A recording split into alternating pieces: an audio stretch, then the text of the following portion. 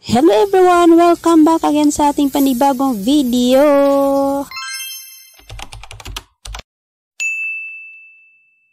Another day, another video na naman ang inyong Inday. And of course, ito lang talaga ang moment na nakakapag-video ang inyong Inday. Kaya ayan, magluluto na naman tayo ng ating pagkain. Nagisa nga pala ako dyan ng sibuyas tsaka bawang. At tsaka yan, nilagay ko na nga ang aking mga ginayat ng mga kamatis. At syempre, pagkatapos natin yung mailunod dyan at talagang ating may mekos-mekos na yan ng bonggang-bongga. Halu-haluin lang talaga natin na hanggang sa madurog yung kamatis bago natin yan lagyan ng ating nor cube. At syempre, hindi natin makakalimutan ang ating magic black pepper. Pagkatapos natin ilagay at ating imikos-mekos ulit ng ating mga ricado na iyan. Syempre, kailangan talaga natin yung pagtiyagaan na halu-haluin para naman hindi matutong yung ating ibang mga ricado. Kasi nga, pag ikay nagugutom, kailangan magtiyaga ka din magluto, hindi yung aasa ka na sa ibang tao para makakain. Pinagpatuloy ko nga pala dyan ang aking pag-halu-halo at ayan, parang feeling ko na nadurog at nilagay ko na nga pala dyan ang aking mga ginayat na talong. Ang niluto nga pala natin for today is talong na ginisa with itlog. O diba? Super! Simpleng pagkain lang naman ang naluluto natin kasi nga ayan at napakasarap nga naman yan kung matikman nyo lang. Mahina lang nga pala ang aking apoy dyan kasi nga ayoko naman bigla na lang masunog yung ating niluto na hilaw pa yung ating talong. Pag nagigisa talaga ako ng ganyang pagkain na hindi ko talaga nilalagyan ng tubig, kusa ang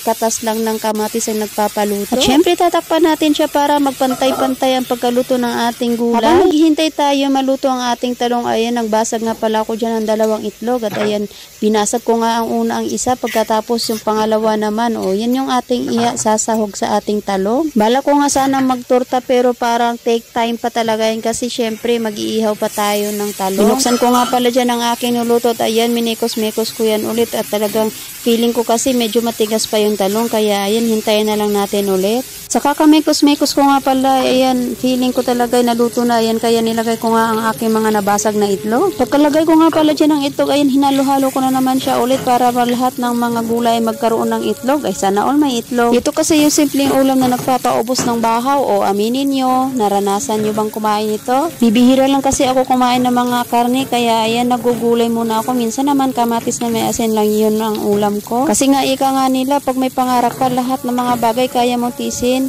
Ayan, hinalo-halo ko talaga yun ng bonggang-bongga. Takpan ko muna saglit para naman maluto lahat yung itlog. Habang naghihintay ako sa akin, nakasalang ayan, sumayaw-sayaw muna ako dyan. Alam niyo bang nagugutom na ako kaya ayan, nanginginig na. Hahaha, gutom lang yan. Ayan, tama na nga ang kirig-kirig at ayan, i-check natin yung ating sinalang. Ayan, parang feeling ko natutong na nga kaya ayan, tama na siguro ito. Konti lang naman kasi ito mga idol, tamang isang kainan lang pang isang tao. Kaya ano, pag makauwi ako ng Pilipinas, marami na rin ako makakasama sa pagkain, hindi lang ako mag-iisa. Kaya habang nandito pa tayo sa ibang bansa, kailangan talaga nating mag-taste para din naman ito sa kanila. Diba? At syempre, luto na ang ating ginisang talong at ayan, ilipat na natin sa maliit na plato. Talaga namang sabik na sabik ang iyong Inday na kumain. Oh my God, umuusok-usok pa talaga yan. Pero promise, masarap ang timpla ko dyan. Solve na naman ang ating buong araw na pagkain for today. Ayan, kain na tayo. Maraming salamat sa panonood. See you again sa ating susunod na video. Bye-bye!